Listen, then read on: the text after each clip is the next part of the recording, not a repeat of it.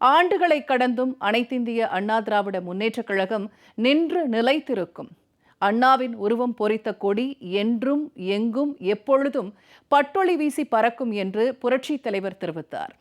இன்னும் 100 ஆண்டுகளையும் கடந்து மக்களுக்காகவே நம் இயக்கம் இயங்கும் என்று நம் புரட்சி தலைவி அம்மா சட்டப்பேரவையிலேயே சூளுரைத்தார். ஆனால் இன்று நிலைமை வேறாக உள்ளதாக புரட்சித்தாய் சின்னம்மா வேதனை தெரிவித்துள்ளார்.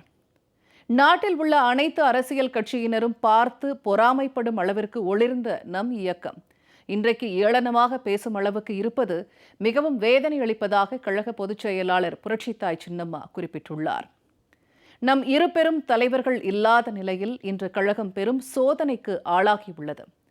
புரட்சி தலைவர் மற்றும் புரட்சி தலைவி அம்மா ஆகியோரால் அடையாளம் காட்டப்பட்ட அவர்கள் இருவரது வழியிலும் நடைபோட்ட நம்மில் சிலர் பிரிந்து கிடக்கிறோம்.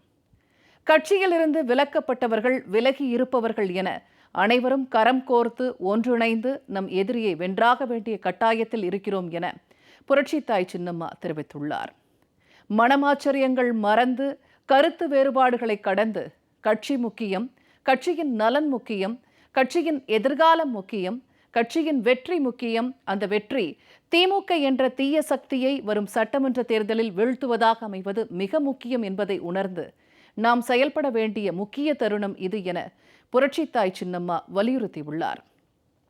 எந்த திமுகவை ஆட்சி அதிகாரத்தில் இருந்தும் அரசியல் களத்தில் இருந்தும் அப்புறப்படுத்த வேண்டும் என்று புரட்சி தலைவரும் புரட்சி தலைவி அம்மாவும் பாடுபட்டார்களோ, அந்த திமுக மீண்டும் வெற்றி பெற்று ஆட்சி அமைக்கக்கூடிய சூழலை நாம் உருவாக்கிவிடக்கூடாது என்றும், அதனால்தான் கழகம் ஒன்றுபட வேண்டும் என்று தான் தொடர்ந்து குரல் கொடுத்து வருவதாகவும் புரட்சித்தாய் சின்னம்மா தெரிவித்துள்ளார்.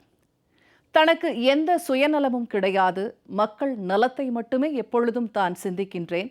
கழகம்தான் தனது ஒரே குடும்பம், யாராலும் தன்னை ஒரு வட்டத்திற்குள் அடைத்துவிட முடியாது என குறிப்பிட்டுள்ள புரட்சித்தாய் சின்னம்மா, தான் எப்பொழுதும் சுயமாக சிந்தித்து அதன்படி செயல்படுகிறேன்.